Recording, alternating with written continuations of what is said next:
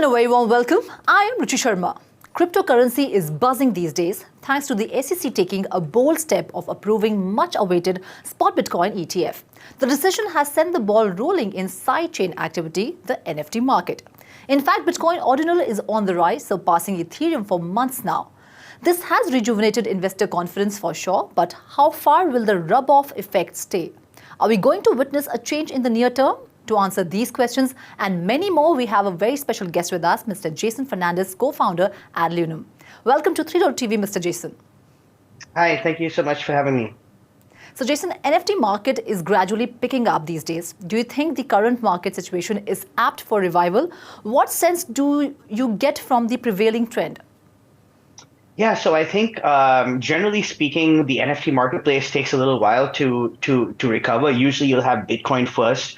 When Bitcoin starts to slow down, you'll see sort of altcoins start doing really well, particularly the altcoins, let's say in the top, the top 10 altcoins, those start doing better.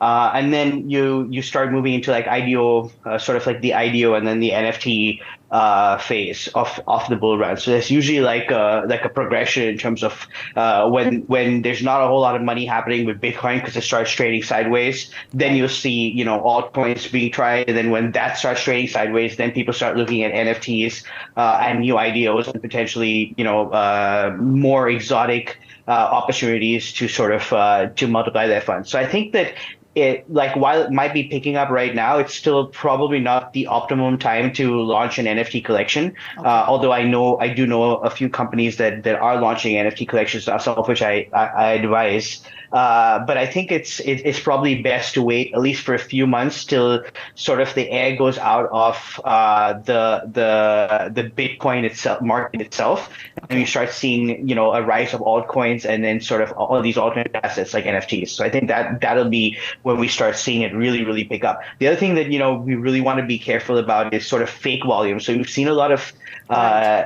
looks rare. Recently, there's an article coming out that a lot of the volume on looks rare appears to be fake. I know for a fact, based off of research that our companies and ourselves and that a lot of the volume on Rarible, for example, is not accurate and not real volume, not representing actual trades. And so you might actually see a whole lot of volume that appears to come up, but that might be artificial volume and wash trading by some of these platforms themselves. So that's something that you shouldn't confuse for actual interest in the NFT market.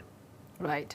So the biggest event of the crypto market is Bitcoin spot ETF getting approved. Investors now await ETH ETF. Does this affect the NFT market in any way? The interesting aspect here is that most NFT projects are on Ethereum blockchain. Right.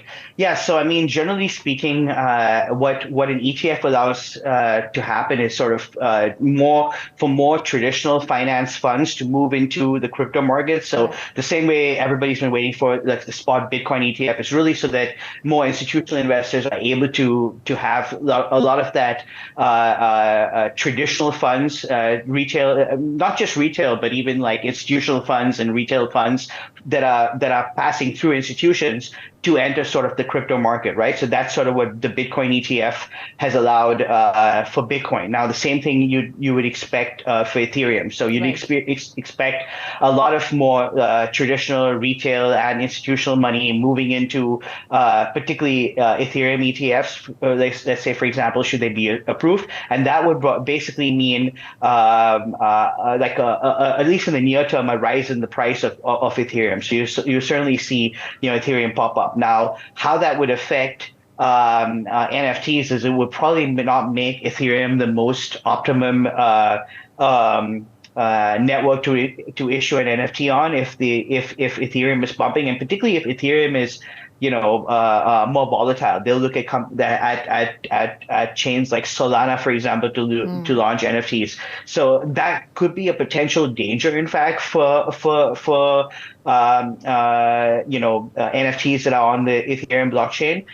Except if of course you have Ethereum-based NFTs to begin with. If you already have those, then of course those will be worth more as Ethereum itself becomes worth more. So those are sort of like how that could an Ethereum ETF could affect Ethereum-based NFTs. Right.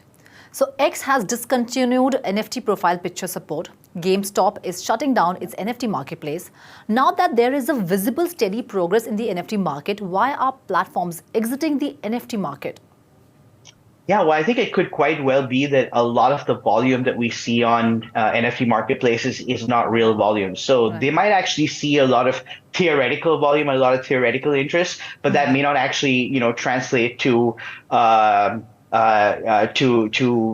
anything that affects that bottom line in any measurable sense to Right. where they might want to stay involved in that. So there's a lot of companies, a lot of traditional companies that have been sort of moving away from NFTs. But by the way, this is like an ebb and flow type situation, right? So we see this like every time Bitcoin cryptocurrencies tend to, go through some tough times. You see a lot of poor regulation. You see a lot of companies stop accepting Bitcoin, stop accepting crypto, for example, and then you see the reverse happen when we go back into a bull market. I'm not sure how long this will happen before people start realizing that the market is here to stay, and it probably doesn't make sense to just cut it off just because it happens to be low at that particular time. But that tends to happen pretty much every time there's an ebb and flow within the market in general. Okay. So Bitcoin NFTs have been surpassing Ethereum for 3 months now. Ethereum, once the NFT king, is now dwindling between second and third position. Where is Ethereum lacking, and what should it do to regain its number one position in the NFT market? So I think a lot of it has to do with developer interest. So generally speaking, when there's a lot of developer interest around new chains, you'll see a lot of innovation around that, right? So Ethereum hasn't quite had a lot of innovation around it. Most of the innovation has been around sort of new chains, side chains coming out that are either processing faster, more efficiently, have more features, things like that. So we haven't seen a lot of innovation with the Ethereum standard itself. I mean, I think if as far as I know, they are talking about a couple new NFT standards that could become Ethereum standards. But we're seeing very, very, very small amount of innovative companies that are sort of betting very, very heavily on Ethereum-based NFTs. And I think part of that happens to do with just sort of branding, right? So Bitcoin NFTs, ordinals has just massively taken off. I actually own Bitcoin.nft, or rather NFT.bitcoin, the Web3 domain. So Okay, wow. I think that there's a lot of interest for because as interest in Bitcoin itself increases, to the extent that NFTs start becoming interesting again, a lot of people are going to try to see kind of like, well, how do we do, let's do NFTs on the Bitcoin blockchain in the first place, which again comes down to ordinals. So I think there's been a lot of interest from that perspective, just sort of people that are Bitcoin maximalists that want to use the Bitcoin. Again, the Bitcoin maximalists believe that Bitcoin chain should be purely for Bitcoin. Right. But then there's people that are still, love the idea of Bitcoin, but then using it for things like, the novel use cases like NFTs and so on. So I think there's been a lot of interest there. And so that's why you see a lot more growth there. But I don't think that there's that corresponding growth in Ethereum. So I think that might change over some time. Perhaps with Bitcoin ETF, that might certainly like lead to a lot of people looking into possible side chains and things like that, because you'd want to have lower processing fees. So then you might see some innovation there that would then sort of trickle down into the NFT industry. So Jason, just the kind of interest and upsurge Bitcoin NFTs is witnessing right now, do you think it is just a trend, or it will fade away, or it is here to stay? Yes. Yeah, I mean, I think that there are going to be a lot of Bitcoin sidechains. I know some people that, as we speak, that are working on Bitcoin sidechains that will start making a lot of this a lot more efficient and cost a lot less gas fees. So, I mean, one of the criticisms for Bitcoin ordinals is like sort of the cost for gas fees, and also its sort of effect on the main Bitcoin blockchain in terms of like raising the gas fees for people that are using Bitcoin just for standard transactions, right? But I think as increased Bitcoin sidechains become a thing, you're going to start seeing a lot of these, the heavy lifting being taken up by sidechains, and then that would sort of lower the price of in general in transaction fees for Bitcoin for people that are using it, let's say just for transferring money and things like that. So I do think that there's going to be Bitcoin orders are going to take off, but mostly because I think that sidechains are going to become a thing, and then that's going to cancel out some of the increased fees that we see when it comes to Bitcoin ordinals.